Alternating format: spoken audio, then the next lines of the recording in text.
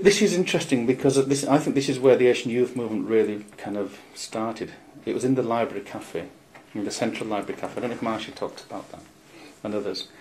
But there used to be a group of, as they were kind of Asian lads, black Afro-Caribbean as well, and white kids as well. We used to kind of go in the library cafe and, when it opened in the morning, and we'd get a cup of tea. We didn't have much money, so we'd all kind of buy a cup of tea because you couldn't kind of. So we'd all kind of have this cup of tea there just to prove that we were bona fide. And we'd do crosswords, the Guardian crossword and things like that was one of the things. We all used to kind of try and do the Guardian crossword.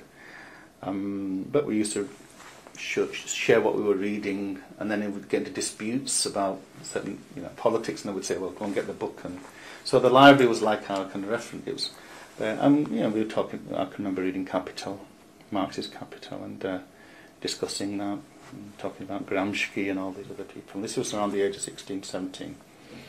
And becoming politicised. But that was really good because I was also reading about the empire and about colonialism at the same time. So both of them kind of came together as a critique of capital. And Sivanandan's work and this.